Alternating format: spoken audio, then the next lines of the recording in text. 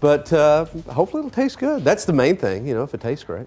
All right, let's take a look at what's happening out there. It is a beautiful sunrise. We've got the sun coming up, not quite a rise yet, but it's getting there, and it is going to be really nice. We'll have clear skies. I think lots of sunshine today. It's going to be a beautiful day. Starting off a little chilly, though. I think temperatures will start off at around 44, which is just slightly above average. Of course, this time of the year, it can get really cold. 14 back in 1888, and then the record high back in World War II. This is a long-standing record from 1943. We got up to 87 degrees on this day, at almost 90 back in 1943. All right, today is going to be beautiful. High 73, the average high 63, and then around 4 o'clock, give or take an hour or so, cold frontal boundary comes in and it turns much cooler tonight. Tomorrow will be much cooler. 46 degrees is the current temperature. Hondo, though, in Castroville at 32.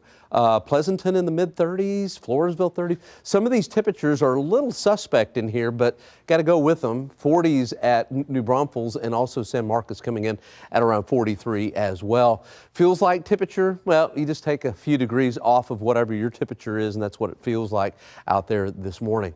Okay, we've got a cold frontal boundary that's pushing through North Texas as we speak. Up at Amarillo, it is turning much cooler there in the 30s.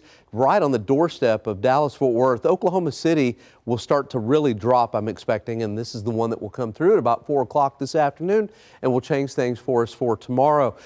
Most of the cold stuff is across the northern part of the country. Notice how the high Dallas-Fort Worth will only be around 60. Across the northern part of the country, highs at Bismarck 11, 18 degrees in Minneapolis, St. Paul. Now, the coldest of air so far this season has been locked up to the north because the overall pattern has just not been conducive.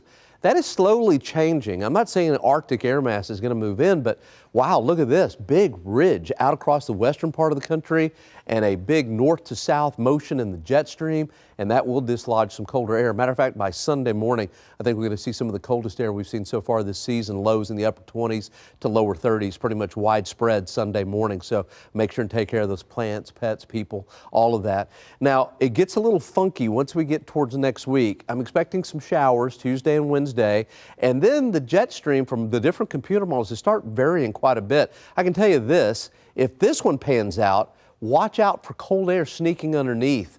That'll be not for this weekend. This weekend's going to be chilly, but the following weekend as well. I'm not sold on that quite yet. All right, high today in the low 70s up in the hill country. Temperatures topping out in the 60s, and that's it. Tomorrow, high temperatures only in the 50s, and then Sunday morning, it is going to be chilly across the area.